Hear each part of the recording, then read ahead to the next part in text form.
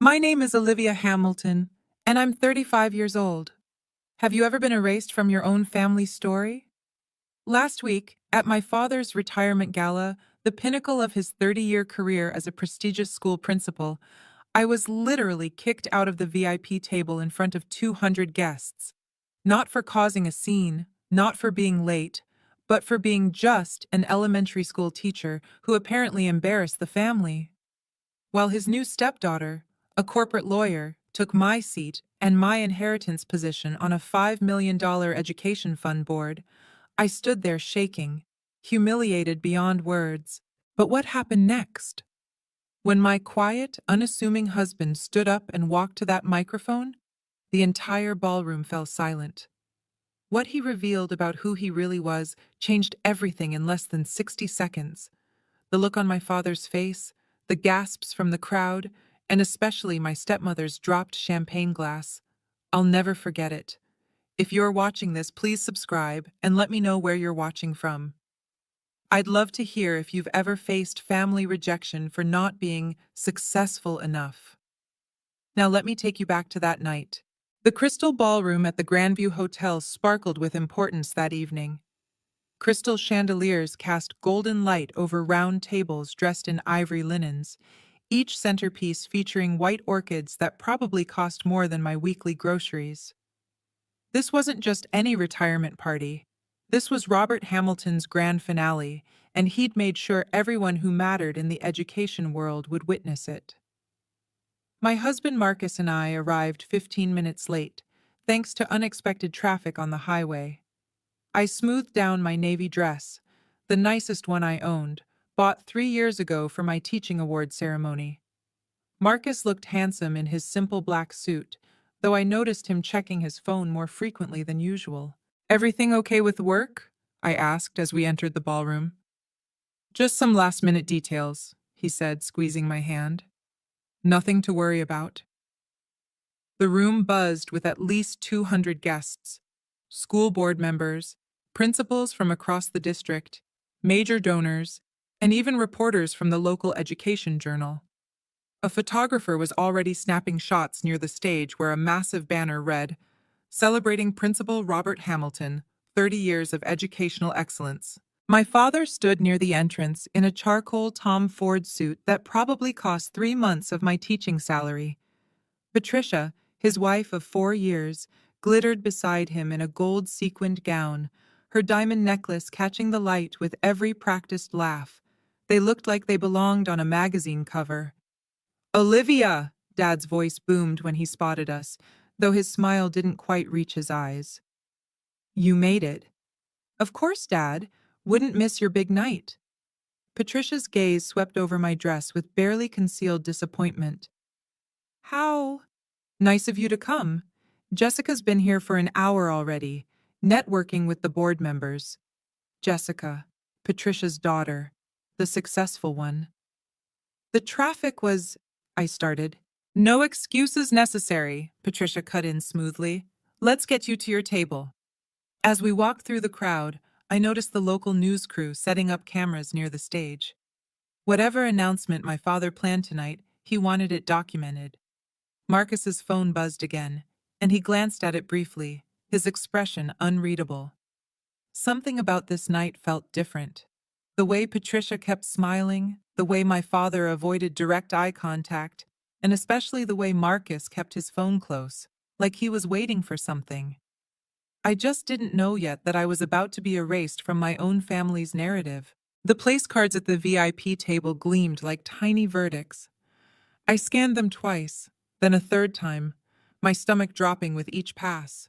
Robert Hamilton, Patricia Hamilton, Jessica Morrison, David Chen, board members, major donors, no Olivia Hamilton. "There must be some mistake with the seating," I said, trying to keep my voice light. Patricia appeared at my elbow, her smile sharp as crystal. "Oh, didn't Robert tell you? We had to make some last-minute adjustments. Space constraints, you understand." I looked at the table. 8 chairs, 7 cards. One empty seat right next to where Jessica was already sitting, her manicured hand resting on the back of the chair as she chatted animatedly with David Chen, the chairman of the Education Fund Board. But I'm his daughter, I said quietly. Of course you are, dear. You're at table 12 right over there. Patricia pointed to a table near the back, half hidden behind a decorative pillar. With the other teachers from the district. Won't that be nice? You'll have so much in common to discuss. Marcus's jaw tightened beside me. This is her father's retirement dinner. And we're so glad you both could come, Patricia responded smoothly, already turning away. Jessica, darling, tell Mr. Chen about your latest case win. Jessica looked up, her smile perfectly practiced. Oh, Olivia, didn't see you there. Don't you look comfortable? Her eyes swept my 3-year-old dress. Patricia was just telling everyone about my promotion to senior associate, youngest in the firm's history. The words stung exactly as intended. I stood frozen, watching my nameplate's absence like it was a prophecy. My father approached, straightening his tie. Dad, why am I not at your table? He shifted uncomfortably. Patricia thought it would be better for networking if Jessica. She has some connections that could benefit the fund. You understand, don't you? It's just business. Just business. My own father had made my exclusion a business decision. Marcus stepped forward, his voice calm but firm. Where exactly is Olivia supposed to sit? Table 12 is perfectly fine, my father said, not meeting my eyes. Many distinguished educators there. Distinguished educators. Code for the people who didn't matter enough for the VIP table. Jessica's laugh rang out as she touched David Chen's arm, discussing something about corporate sponsorships.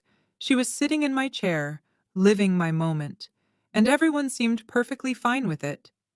Marcus's phone vibrated. He glanced at it, and something flickered in his expression. Was that satisfaction?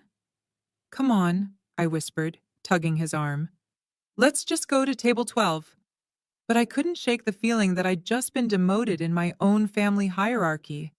Table 12 felt like exile. As we made our way through the ballroom, Patricia's voice carried over the classical music, each word precisely aimed for maximum impact. This is Jessica, my daughter, she announced to a circle of donors. Senior associate at Foster and Associates. She just won a multi-million-dollar case for the Peterson Foundation. A pause, then. Oh, and that's Robert's daughter, Olivia, heading to the back. She teaches elementary school at PS 48, the public one. The way she said public made it sound like a disease. Marcus's hand found mine under table 12's polyester tablecloth, a far cry from the VIP table's silk. Around us sat 5 other teachers, all looking slightly uncomfortable in their best clothes, clearly aware they were the bargain seats at this premium event. "Third grade, right?" asked Mrs. Chen, a middle school math teacher. "I heard you won Teacher of the Year last year." "I did," I said, managing a smile. "That's wonderful," she replied. But we both heard the unspoken truth. Wonderful didn't get you to the VIP table. From across the room, Jessica's voice rang out confidently as she discussed international tax law with someone from the mayor's office. Every few minutes, Patricia would gesture in her direction, making sure everyone knew that was her daughter, the successful one. My father worked the room, and I counted. He introduced Jessica to 12 people in 15 minutes. He walked past our table twice without stopping. Marcus squeezed my hand tighter. His phone lit up with a message, and I caught a glimpse. "Confirmation received. Ready when you are." "What's that about?" I asked. "Just work," he said. But there was something in his tone I couldn't place. "How are you holding up?" "I'm fine," I lied. "No, you're not." His brown eyes met mine, steady and warm. "And you shouldn't have to be." From the VIP table, another burst of laughter. Patricia was now telling someone about Jessica's Harvard law degree, loud enough for our corner to hear. "We're just so proud of what she's accomplished. It takes real ambition to reach those heights." Real ambition. Unlike teaching 8-year-olds to read, apparently. Mrs. Chen leaned over sympathetically. "Family events can be complicated." I nodded, watching my father beam at Jessica as she showed him something on her phone, probably her latest bonus statement. Meanwhile, I had 28 students' handmade thank you cards in my desk drawer, but those didn't translate to networking opportunities. Marcus typed something quickly on his phone, then put it away. "Whatever you're planning," I whispered. "Don't. It's not worth it." He kissed my temple. "You're always worth it." The lights dimmed slightly as my father took the stage, tapping the microphone with practiced authority. 200 faces turned toward him, and the photographer positioned himself for the perfect shot.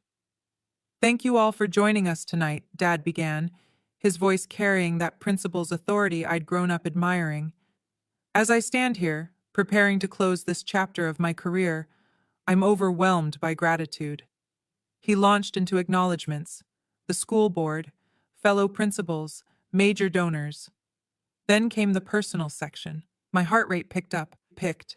"I'm blessed with a wonderful family," he said, gesturing to the VIP table. "My beautiful wife Patricia, who's been my rock these past 4 years. And I'm especially proud tonight to have Jessica Morrison here, Patricia's daughter, who I've come to think of as my own." As my own. The words hit like ice water. Jessica just made senior associate at Foster & Associates, the youngest in their history. Harvard Law, summa cum laude. She represents everything we hope education can achieve: ambition, excellence, and the drive to reach the very top of her field. The applause was enthusiastic. Jessica stood, waving graciously, her red designer dress catching every light.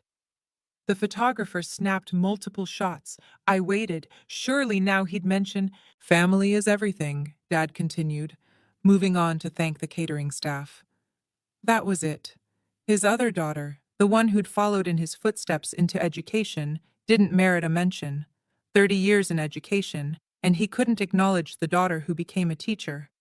Mrs. Chen touched my arm gently.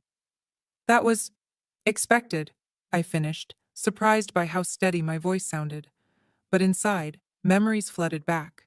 Dad missing my college graduation because Patricia had planned a cruise, forgetting my birthday 2 years running. The Christmas dinner where Jessica's promotion dominated every conversation while my Teacher of the Year award went unmentioned. "You know what?" Marcus said suddenly, his voice carrying an odd note. "I just remembered something." "What?" "The first time you told me about winning that teaching award, you were so excited you called your dad immediately." He paused. "He said he'd call you back. Did he ever?" The answer sat between us, heavy as stone. No, he never called back. On stage, Dad was now telling a funny story about his first day as principal. The crowd laughed warmly. He was charming, commanding, everything a leader should be. Everything a father should be, except to the daughter who disappointed him by choosing passion over prestige. Marcus's phone buzzed. He read the message, and for the first time tonight, he smiled. "What?" I asked. "Just remembering why I married a teacher," he said, "and why that matters more than anyone in this room realizes. If you've ever felt invisible in your own family, or like your achievements don't matter because they're not flashy enough, please hit that subscribe button. Your support means everything, and I'd love to know, have you ever had to stand up to family members who didn't value you? Share your story in the comments below. I'm reading every single one, and it helps to know we're not alone in these struggles. Now, let me tell you what happened when things got even worse. Because my father's next announcement changed everything I thought I knew about my place in the family. My father returned to the microphone, his expression shifting to what I recognized as his important announcement face. The same one he'd worn when telling me about marrying Patricia. "Now for the evening's major announcement," he said, commanding instant silence. "As you know, the Hamilton Education Fund has received a generous commitment of $5 million from TechEdu Corporation." Appreciative murmurs rippled through the crowd. 5 million was substantial, even for this well-heeled audience. "This fund will provide scholarships and resources for emerging educational leaders," Dad continued. "And tonight, I'm thrilled to announce who will take my seat on the fund's board of directors when I retire. My breath caught. This was it. The position he'd promised me 3 years ago when the fund was first established. When I retire, Olivia, you'll carry on the family tradition, he'd said. Your classroom experience will be invaluable. After careful consideration, Dad said, his voice swelling with pride, I'm delighted to announce that Jessica Morrison will be joining the board as my successor. The room erupted in applause. Jessica stood, smoothing her red dress, waving like she'd just won an Oscar. Patricia beamed, dabbing at her eyes with theatrical precision. I sat frozen, unable to process what I'd just heard. 3 years of preparation, 2 years of research into teacher scholarship programs, countless proposals I'd drafted for innovative classroom funding. Gone. Jessica brings a unique perspective, Dad continued. Her legal expertise and corporate connections will help the fund grow beyond anything we've imagined. Legal expertise for an education fund to help teachers. Marcus's hand gripped mine so tightly it almost hurt. That position was yours. I know, I whispered. But it was worse than just losing the position. This fund would determine scholarship allocations for hundreds of teachers across the state. Teachers like me, who Jessica had probably never spoken to outside of tonight. She didn't know the difference between Common Core and state standards. She'd never spent a day in a classroom. Furthermore, Dad added, Jessica will be working closely with our primary sponsor, Tech Edu Corporation, to ensure their vision aligns with our goals. Their vision, not educators' vision, not teachers' needs, corporate vision. Mrs. Chen gasped softly beside me. But you're an actual teacher. You understand what we really need. I did, which was exactly why I wasn't chosen. Marcus stood abruptly. Excuse me for a moment. Where are you going? To make a call, he said, his voice carrying an edge I'd never heard before. This changes things. As he walked away, phone already at his ear, I watched Jessica accepting congratulations at the VIP table. My inheritance transformed into her stepping stone. The full weight of what I'd lost hit me as David Chen, the board chairman, stood to elaborate on the position's responsibilities. The board member will oversee allocation of nearly $500,000 annually in teacher scholarships, he explained. They'll determine funding priorities, select recipients, and shape the future of educational support in our state. $500,000 every year for teachers who desperately needed support. I thought about Mrs. Rodriguez at my school, taking weekend shifts at Target to buy classroom supplies. About James, the second-grade teacher who'd started a GoFundMe for special education resources. About my own $200 monthly spending on books and materials. This position could have changed all that. I've prepared a comprehensive proposal, Jessica was telling someone at her table, loud enough to carry, focusing on leadership development and administrative advancement programs. Administrative advancement, not classroom supplies, not teacher retention, not the things that actually mattered to the kids we taught every day. My phone buzzed with a text from Marcus. Need you to trust me. Something important is about to happen. I looked around, but couldn't spot him in the crowd. Where had he gone? Patricia's voice cut through my thoughts as she addressed a group near our table, ensuring we could all hear. Jessica's already identified several partnership opportunities with corporate sponsors. Real innovation, not just the same old classroom charity drives. Classroom charity drives. Is that what she thought of our fundraising efforts? 2 years, I said quietly to Mrs. Chen. I've spent 2 years researching teacher burnout, creating retention strategies, designing mentorship programs. We know, she said gently. We all know what you've done for this community. But knowing didn't matter. Not here, not in this room where success was measured in billable hours and corporate connections. My father was back at the microphone. Jessica will bring fresh perspective to education funding. Sometimes it takes an outsider to see what insiders miss. An outsider. After 30 years in education, he truly believed an outsider would serve teachers better than an actual teacher. My phone lit up with another message from Marcus. Watch David Chen. This is important. I looked toward the VIP table. David Chen was reading something on his phone, his expression shifting from casual interest to sharp attention. He glanced around the room, searching for someone. Before we continue, David said, standing suddenly, I'd like to clarify something about our corporate sponsors. The room quieted. This wasn't part of the program. Patricia looked confused. Jessica's smile faltered slightly. And somewhere in the crowd, my husband was orchestrating something I didn't yet understand. I couldn't sit there anymore, not with 200 people witnessing my erasure. My legs moved before my brain caught up, carrying me toward the VIP table with a determination I didn't know I possessed. Dad, we need to talk. The conversation at the table stopped. 7 faces turned toward me, including Jessica's perfectly composed smirk. Not now, Olivia. His tone carried that principal's authority that used to make students freeze. Yes, now, this can't wait. You're making a scene! Patricia's voice was ice wrapped in silk. Am I? Because I thought we were celebrating education tonight. I kept my voice steady, professional, the same tone I used with difficult parents. That position was promised to me 3 years ago. Circumstances change, Dad said, not meeting my eyes. What circumstances? My teaching award? My master's degree? My decade of classroom experience? Jessica laughed, a tinkling sound like breaking glass. Olivia, managing a multi-million-dollar fund requires more than good intentions.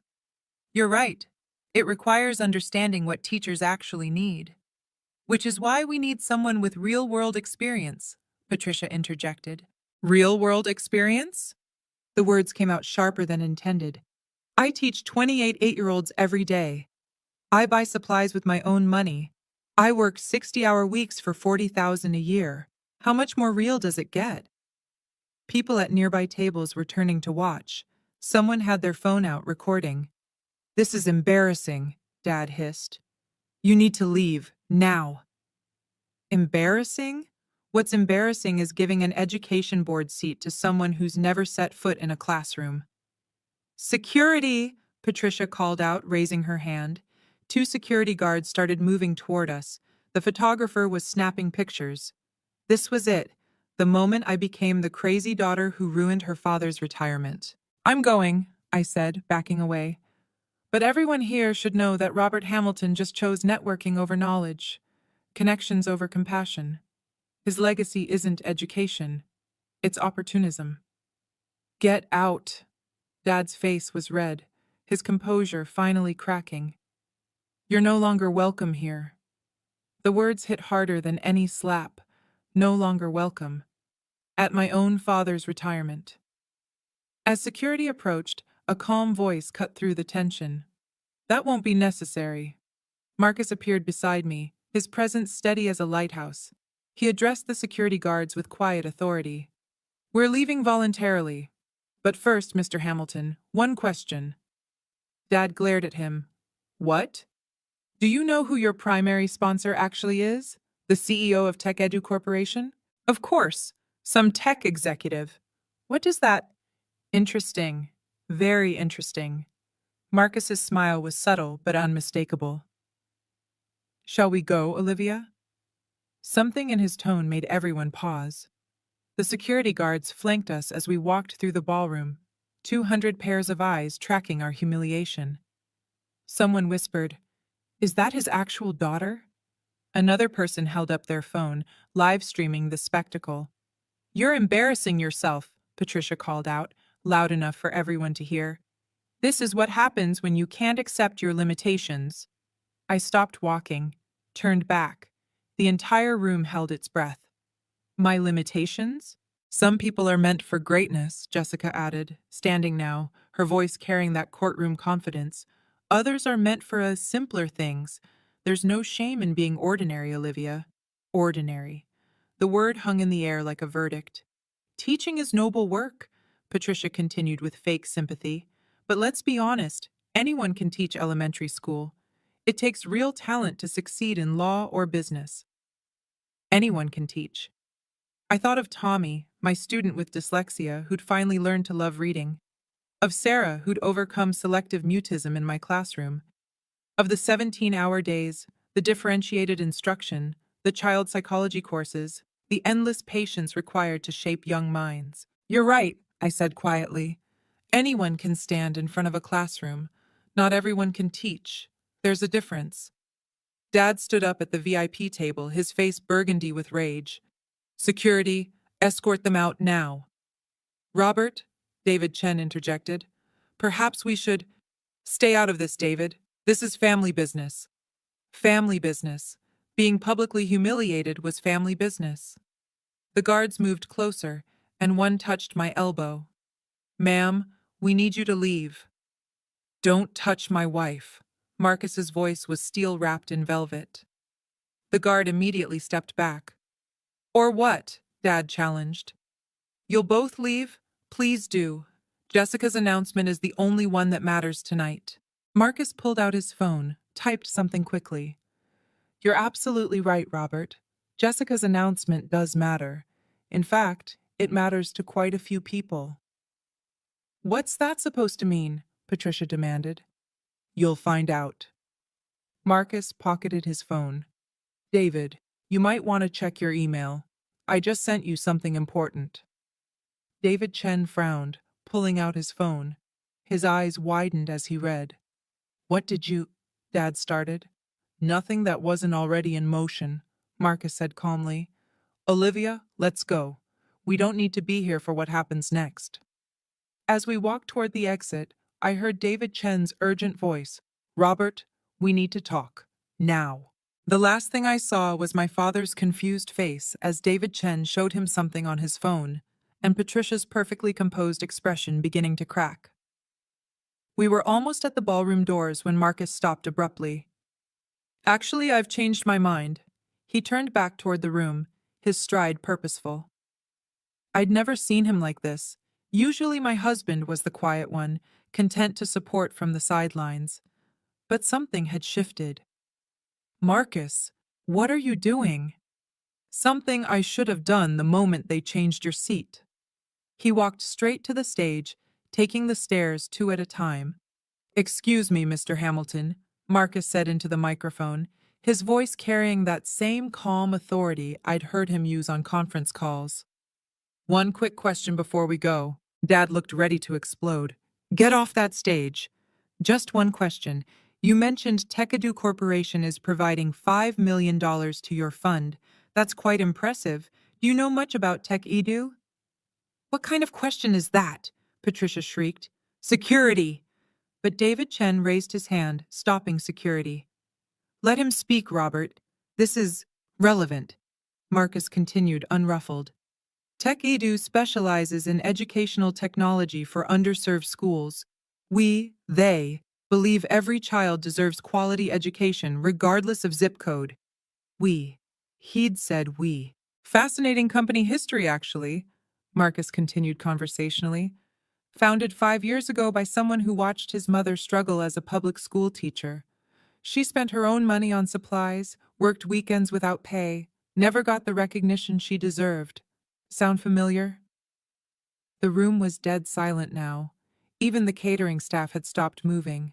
The founder promised himself that when he had the means, he'd support teachers properly. Not with empty words or photo ops, but with real resources. Marcus looked directly at my father. That founder believed teachers like Olivia, the ones who stay late tutoring struggling students, who spend their summers designing innovative curricula, who see potential where others see problems, those teachers deserve more than a seat at the back of the room. What's your point? Dad demanded, though his voice had lost its edge. My point is that Tekadu's funding comes with specific conditions. Values alignment, they call it. The company is very particular about who manages their donations. David Chen was typing furiously on his phone now, his expression increasingly alarmed. Marcus, I whispered, pieces clicking into place. The conference calls he took in his home office. the educational journals on his nightstand, the way he always knew exactly what my classroom needed. The contract terms, Marcus said, his voice still conversational, are quite specific about the kind of leadership Tekadu expects. Strange that you didn't review them more carefully. My father's face had gone from red to pale. You're not. You can't be. Marcus smiled. It wasn't a cruel smile, just matter of fact. Interesting assumptions, Mr. Hamilton. David Chen stepped forward, his phone in hand, voice urgent. Robert, we need to discuss this immediately. The contract specifications. What contract specifications? Patricia demanded, her composure finally cracking. Marcus pulled out his own phone, reading from the screen. Section 7.3. Fund management must prioritize classroom educator experience. Section 7.4. Board positions should reflect diverse educational backgrounds, with preference for active teachers. He looked up. Should I continue? Jessica laughed nervously. This is ridiculous. You can't seriously suggest— I'm not suggesting anything, Marcus interrupted smoothly. I'm simply reading from a binding legal document, one that Mr. Hamilton signed 6 weeks ago. My father grabbed the contract from David Chen, scanning it frantically. His face went even paler. Furthermore, Marcus continued, Tech Edu reserves the right to withdraw funding if these conditions aren't met. It's all there in black and white. You set us up, Patricia hissed. No, we offered $5 million with clear conditions. You just assumed you could ignore them. Marcus's voice remained perfectly professional. Interesting how you never bothered to ask who ran Tech Edu. You saw the money and assumed the details didn't matter. I noticed something then. The Tech Edu logo on the massive backdrop behind the stage. The same stylized apple with a graduation cap I'd seen on Marcus's laptop screen dozens of times. How had I missed it? This is entrapment. Jessica stood up, her lawyer instincts kicking in. Actually, it's contract law, Marcus replied. Your specialty, I believe? Then you'll appreciate Section 12.1. Any public announcement of board positions without sponsor approval constitutes breach of contract. The room buzzed with whispers. Phones were out everywhere, recording this unprecedented reversal. David Chen cleared his throat. Robert, as board chairman, I have to ask, did you review this contract with legal counsel before signing? Patricia said Jessica had reviewed it. All eyes turned to Jessica, who suddenly looked less like a senior associate and more like a deer in headlights.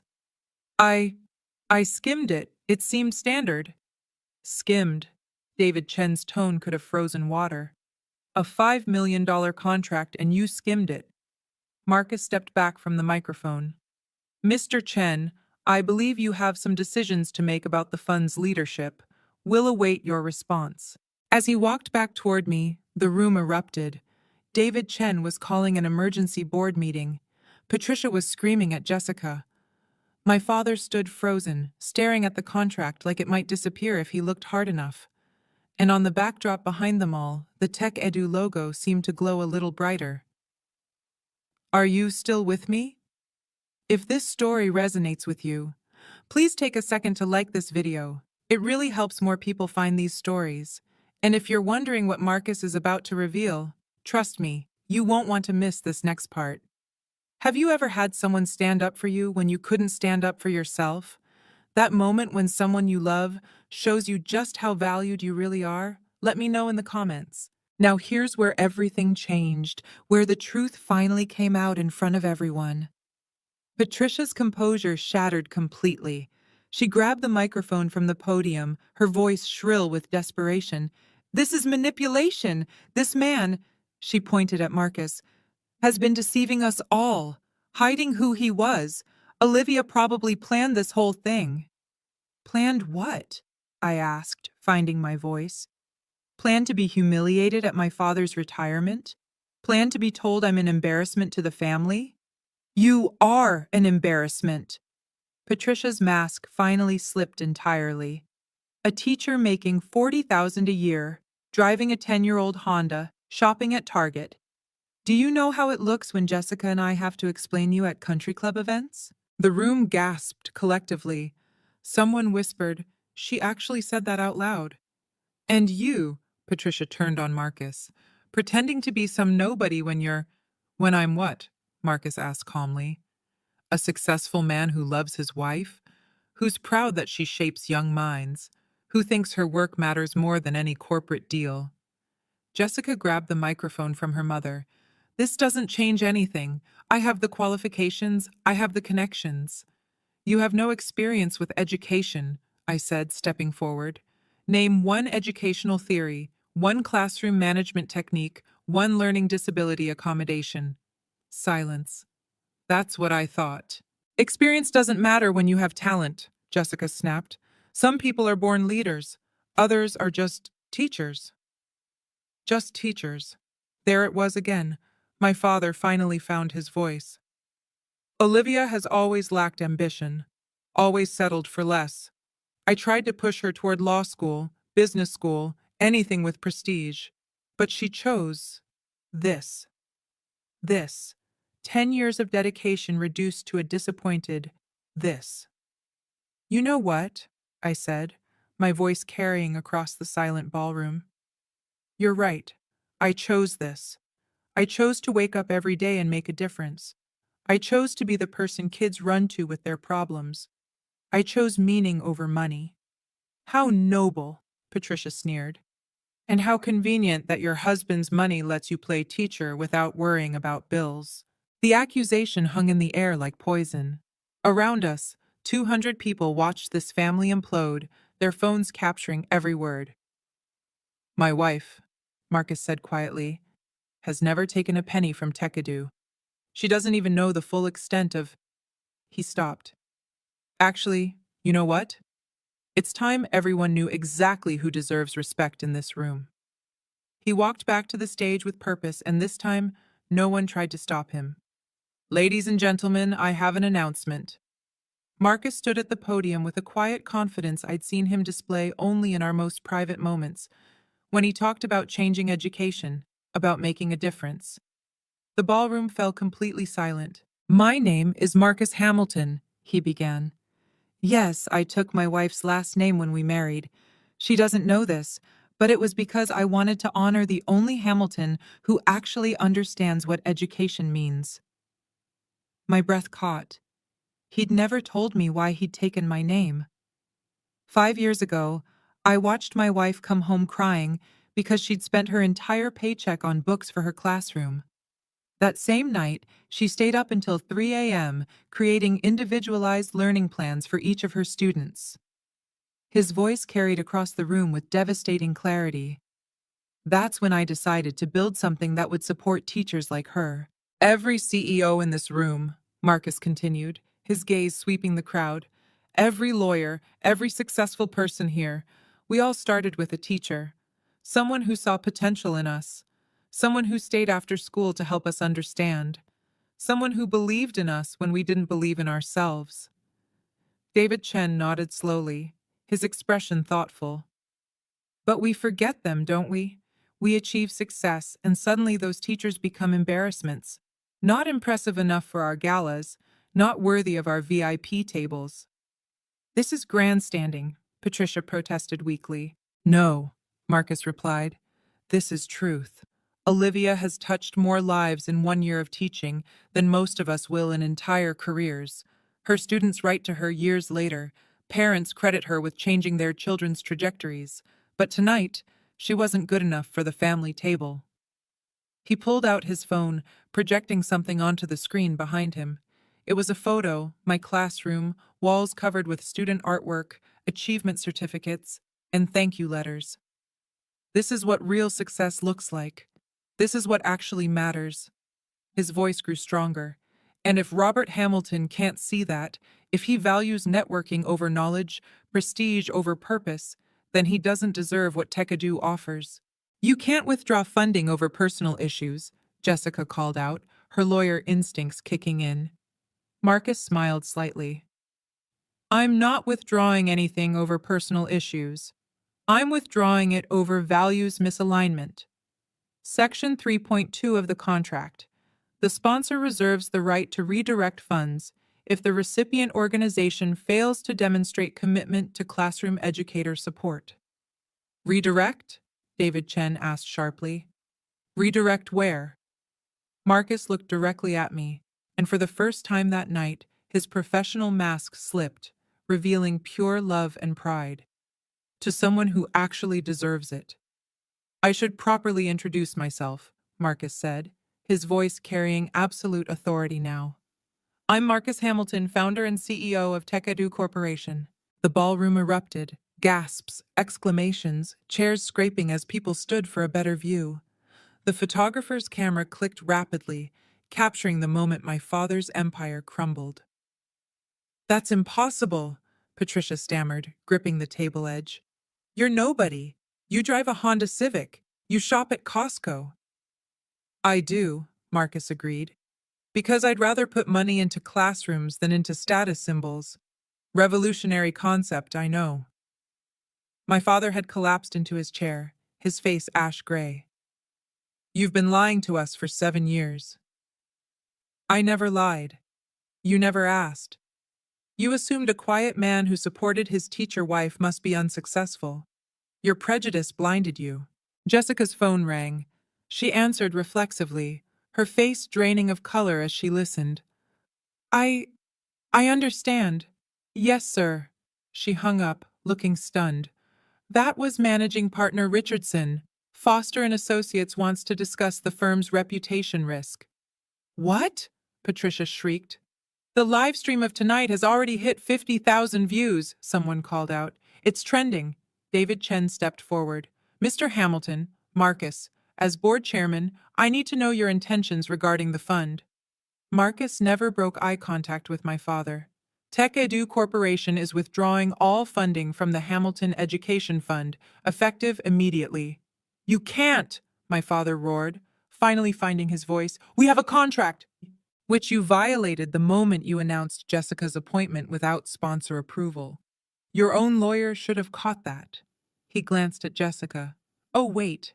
The irony was devastating. Jessica's incompetence had given Marcus the perfect exit clause. Furthermore, Marcus continued, I'm establishing a new fund, the Olivia Hamilton Excellence in Teaching Foundation. $5 million, managed by actual educators for actual educators.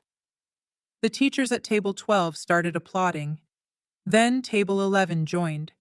Soon, half the room was clapping. All the educators who'd been relegated to the back, all the ordinary people who actually understood what mattered. David, Marcus addressed the board chairman, I'd like you to consider chairing the new foundation. We need someone with your integrity. David Chen looked between Marcus and my father, his decision clear. I'd be honored. This is theft, Patricia screamed. We'll sue. Please do, Marcus said calmly. I'm sure the publicity will be wonderful for everyone involved. Principal's wife calls teachers embarrassments, has such a nice ring to it. My father stood slowly, his dignity in tatters, his legacy destroyed in minutes. Olivia, you've ruined everything. But I wasn't looking at him anymore. I was looking at my husband, the man who'd just revealed himself as my fiercest protector, my quietest champion. Effective immediately, Marcus announced, his voice carrying the finality of a judge's gavel. TechEdu Corporation withdraws all funding from the Hamilton Education Fund. The words echoed through the ballroom like thunder. $5 million, gone in a single sentence. You can't do this! My father lurched toward the stage. That money was promised. The announcements were made. The programs were planned. Plans change, Marcus said, echoing my father's earlier words back to him. Isn't that what you told Olivia about her board position? David Chen was already on his phone, likely calling an emergency board meeting. Other board members huddled together, their whispers urgent and panicked. This is vindictive, Jessica accused, her voice shaking. You're punishing a fund that helps children because of a family dispute. No, Marcus corrected. I'm redirecting resources to people who actually understand education. The contract explicitly states that TechEdu funds must support classroom educators. Giving control to someone who's never taught violates our core mission. She was going to learn, Patricia protested desperately. From whom? From the teacher you just called an embarrassment? Marcus's tone remained professionally cold. From the daughter Mr. Hamilton couldn't acknowledge in his speech? The live stream comments were scrolling rapidly on someone's phone screen nearby. Justice! Finally, someone stands up to nepotism. That teacher deserves better. Mr. Hamilton, David Chen spoke up, his decision made. Given this development, the board needs to reconvene immediately. Jessica's appointment is obviously void without funding. This is a conspiracy, Patricia spat. You all planned this. We planned nothing, I said, finding my voice. You created the situation with your choices. Every insult, every slight, every moment you made me feel worthless. You built this outcome yourselves. My father's shoulders sagged. In 60 seconds, he'd gone from celebrated principal to the man who lost $5 million through arrogance and nepotism. The teaching community deserves better, Marcus continued. They deserve leaders who understand their struggles, who value their contributions, who see them as professionals, not embarrassments. Please, my father said quietly, the fight draining from him. The fund helps hundreds of teachers. And it still will, Marcus replied. Just not under your name, not under leadership that sees teachers as less than.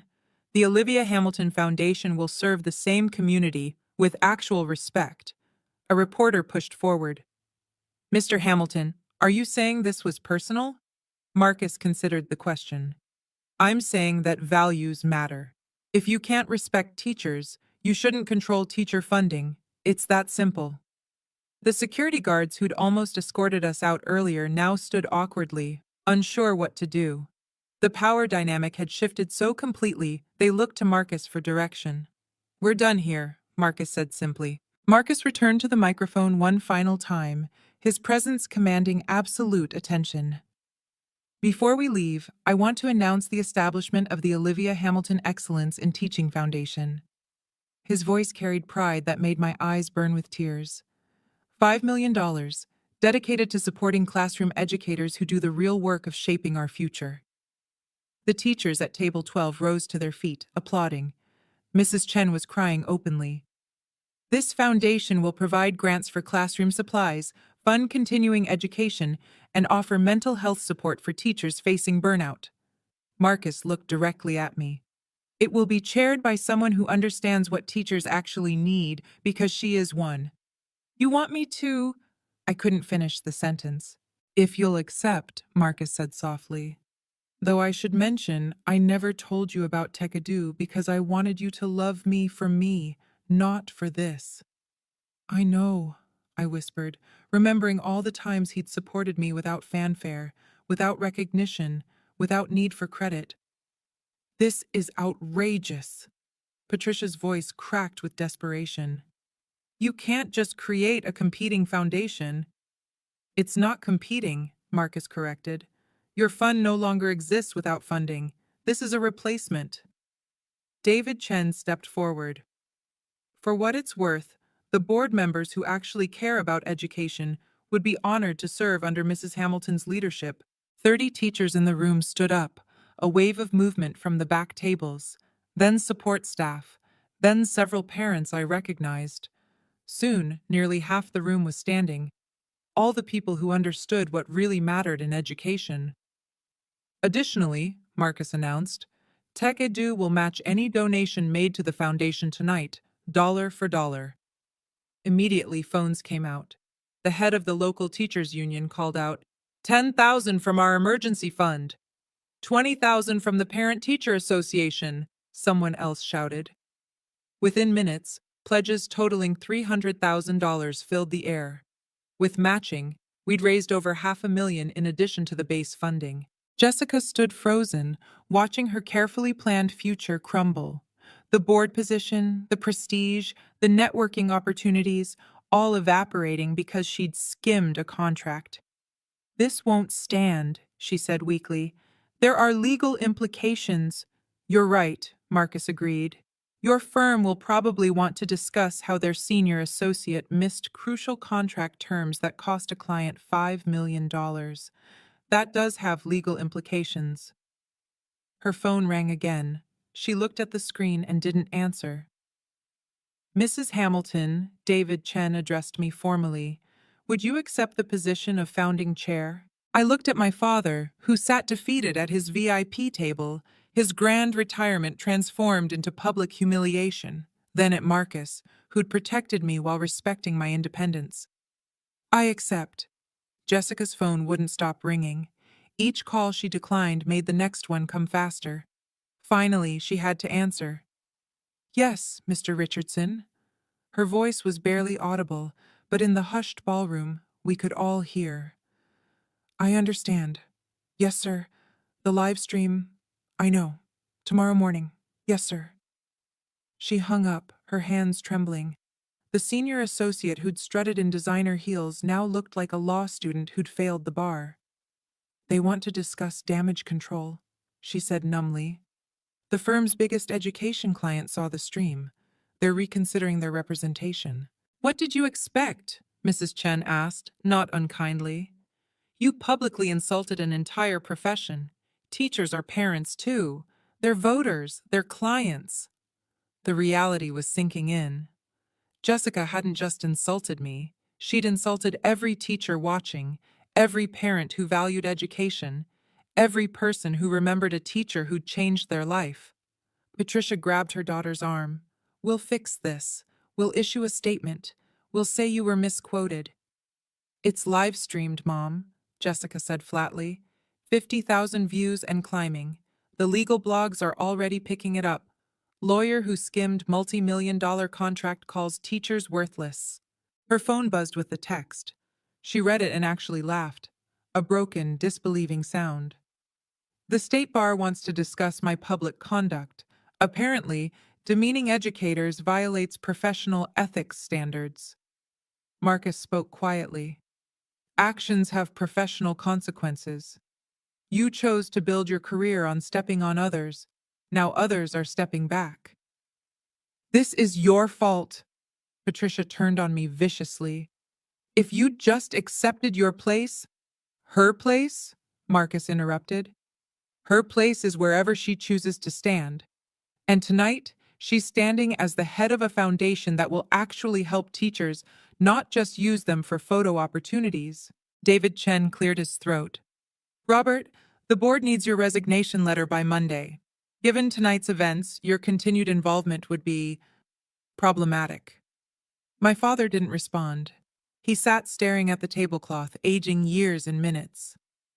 For what it's worth, I said quietly, I never wanted this. I just wanted to be included, to be valued, to have my father proud of what I do. I was proud, he said hoarsely. I wanted more for you. More than shaping the future? More than being loved by 28 kids who think I hung the moon? More than making a real difference? I shook my head. That's not more, Dad. That's just different. And different isn't better. Jessica's phone rang again, another client pulling out, another consequence landing. The empire built on dismissing teachers was crumbling, one phone call at a time. By the time we left the ballroom, the video had gone viral. 2 million views in 3 hours. The hashtag #HateTeachers was trending nationally. My phone hadn't stopped buzzing. Messages from former students, fellow teachers, parents who'd heard what happened. The story had struck a nerve. Every teacher who'd been told they were just a teacher, every educator who'd been asked, but what's your real job? The internet never forgets, Marcus said as we sat in our car, watching the numbers climb on social media. The fallout was swift and merciless. Screenshots of Patricia calling teachers embarrassments became memes. Jessica's, "Some people are meant for greatness, others for teaching," was printed on protest signs outside Foster and Associates by morning. My father's reputation, built over 30 years, destroyed in one night. The principal who didn't value teachers, the educator who saw education as embarrassing. The irony was devastating. 3 days later, the school board released a statement. In light of recent events, Robert Hamilton has voluntarily accelerated his retirement, effective immediately. Voluntarily. We all knew what that meant. Patricia and Jessica moved to Connecticut within the month. Jessica's partnership track at Foster and Associates had been indefinitely postponed. She took a position at a small firm specializing in real estate law. No more education clients, no more prestigious cases. Her LinkedIn profile no longer mentioned Harvard Law in the first line, but the positive responses overwhelmed everything else. Teachers from across the country sharing their stories, parents thanking me for standing up, students, so many students, saying their teachers deserved better. The Olivia Hamilton Foundation received over 50 corporate sponsorship offers in the first week. Companies wanted to be associated with respecting teachers, not dismissing them. We had to hire staff just to process the applications. You know what the ironic part is? I told Marcus as we reviewed foundation applications. Dad spent 30 years in education, but he'll be remembered for disrespecting educators. He made his choice, Marcus said simply. Every time he introduced Jessica instead of you. Every time he valued prestige over purpose. Choices have consequences. A month later, we held our first foundation board meeting. David Chen, 5 veteran teachers, 2 parent advocates, and me. No lawyers unless they'd taught. No business executives unless they'd volunteered in classrooms. Just people who understood that teaching wasn't less than, it was everything. The meeting was at table 12 of the same ballroom. We'd specifically requested it. From the back tables to the boardroom, Mrs. Chen said with a smile. That's quite a journey. No, I corrected. From the classroom to the boardroom. That's the journey that matters. 6 weeks after the gala, my father called. I'd been expecting it. Patricia had left him 2 weeks prior, moving to Connecticut to be near Jessica. The house was too big for one person, he said. The silence was deafening. Olivia, we need to talk. We're talking now. In person. Please. His voice sounded older, fragile. I need to apologize. Do you? Or do you need forgiveness to salvage your reputation? A long pause. You've become harsh. No, Dad. I've become clear. There's a difference. What I did was wrong, he said finally. I see that now. What exactly was wrong? Be specific. Another pause. I could picture him struggling, still unable to fully admit his failures. I shouldn't have given Jessica your position. And? I shouldn't have excluded you from the VIP table. And? Olivia, please. You've made your point. You've destroyed everything. My reputation, my retirement, my marriage. I destroyed nothing, I interrupted. You did that yourself. Every choice you made led to that moment. I just stopped protecting you from consequences. You're my daughter. Doesn't that mean anything? It meant everything to me. But what did it mean to you? Was I your daughter when you forgot my birthday twice? When you missed my teaching award ceremony for Patricia's book club? That's not fair. When you introduced Jessica as the daughter you're proud of? When you called my career an embarrassment? Was I your daughter then? Silence stretched between us, years of hurt condensed into seconds. What do you want from me? He asked finally. Nothing. That's the point. I don't need anything from you anymore. So that's it? You're cutting me off? I'm setting boundaries. If you want a relationship, here are my terms. 6 months of family therapy, a public apology to the teaching community, and a genuine effort to understand why what you did was wrong, not just the consequences, but the actual harm. That's ridiculous. I'm not going to therapy like some. Then we're done. Your choice, Dad, just like it's always been your choice. You've changed, he said bitterly. Marcus has turned you against me. No, Dad. Marcus showed me I deserved respect. You showed me you wouldn't give it. That's not the same thing. I hung up gently. No anger, no satisfaction, just peace. He didn't call back, didn't meet my terms, made his choice again. And for the first time in my life, I was okay with that. His approval was no longer my measure of worth. 6 months later, the Olivia Hamilton Foundation had awarded 127 scholarships to teachers pursuing advanced degrees. We'd provided emergency grants to 89 classrooms facing supply shortages. We'd funded mental health support for over 200 educators experiencing burnout. But I still taught third grade at PS 48. "Why don't you quit?" a reporter asked during an interview. "You're running a multi-million-dollar foundation." "Because I'm a teacher," I replied simply.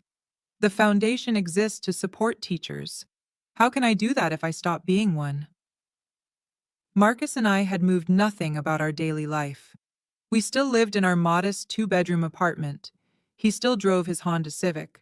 I still shopped sales for classroom supplies, though now the foundation reimbursed me, and every other teacher who submitted receipts. The real change was internal. I walked taller, spoke clearer, set boundaries without apology. "Mrs. Hamilton!" Tommy, my former student with dyslexia, now in 5th grade, ran up to me in the hallway. "I got into the advanced reading group." "That's amazing, Tommy." "My mom says it's because you taught me that different isn't less than, just different. Different isn't less than." My father's words, reversed and redeemed. Marcus and I were stronger than ever. The secret he'd kept, it hadn't been about deception, but protection. He'd wanted me to be valued for myself, not his money. He'd wanted my father to see my worth without knowing about tech edu. "Any regrets?" I asked him one evening as we reviewed foundation applications together. "Only one," he said. "I wish I'd stood up for you sooner." "You stood up when it mattered most." We'd been trying for a baby for 2 years. The stress of family drama hadn't helped. But now, with peace in our lives, with boundaries firmly set, something shifted. The test showed 2 lines. "A teacher's baby," Marcus said, his hand on my still flat stomach. "They're going to change the world." "Every baby changes the world," I corrected. "Teachers just help them realize it." My father hadn't met my terms. No therapy, no apology, no effort to understand. Patricia sent occasional nasty emails that went straight to spam. Jessica had reinvented herself as a work-life balance coach on Instagram, never mentioning her legal career. But I had 28 eight-year-olds who thought I was magic, a husband who saw my true worth, a foundation helping thousands of teachers, and now, a baby on the way. Different wasn't less than. It was everything. Looking back now, I realize the most important lesson from that night wasn't about revenge or justice. It was about recognition, not from others, but from ourselves. Your worth isn't determined by someone else's inability to see it. Read that again. Your worth exists regardless of who acknowledges it. I spent 35 years seeking my father's approval, measuring my success through his eyes. But teaching isn't less than law. Caring isn't less than competing. Service isn't less than status. These are different paths, not different values. The hardest boundary I ever set wasn't with my father, it was with myself. The boundary against self-doubt, against internalized criticism, against believing that choosing purpose over prestige made me less than. Marcus didn't save me that night. He revealed what was already true, that my work mattered, that my choice had value, that the 28 kids who learned to read in my classroom were just as important as any corporate merger. The foundation has grown beyond anything we imagined. But you know what makes me proudest? Last week, one of my former students became a teacher. She said, "Mrs. Hamilton, you showed me that teaching is a superpower." It is. Every teacher reading this, watching this, living this, you have superpowers. You shape minds. You build futures. You catch children when they fall and teach them to fly. That's not ordinary. That's extraordinary. My father and I haven't spoken in 8 months. Maybe we never will. But I've learned that family isn't about blood. It's about respect. It's about the people who see your worth when you're doubting it yourself. It's about the husband who builds an empire to honor your work. It's about the students who write thank you letters 10 years later. For those of you facing similar situations, whether it's family, friends, or colleagues who diminish your choices, remember this. Their inability to see your value doesn't diminish it. Their need to rank worth by salary doesn't define it. Their discomfort with your joy doesn't destroy it. Set your boundaries with love, but hold them with steel. You deserve to be celebrated, not tolerated. You deserve to be valued, not compared.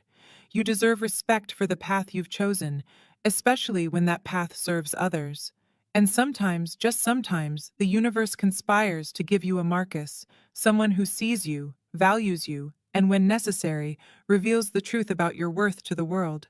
But even if it doesn't, even if you're standing alone at table 12 while others sit at the VIP table, remember that your worth isn't determined by your seat assignment. It never was. Thank you so much for listening to my story. If it touched you in any way, please subscribe and hit the notification bell. I share stories like this every week. Gerakaushe. I'd love to hear from you. Have you ever had to choose between family approval and self-respect? What would you have done in my situation? And teachers, what's the most dismissive thing someone said about your profession? Let's celebrate each other in the comments. Remember, you deserve to be valued for who you are, not who others want you to be. Until next time, stay strong and keep setting those boundaries.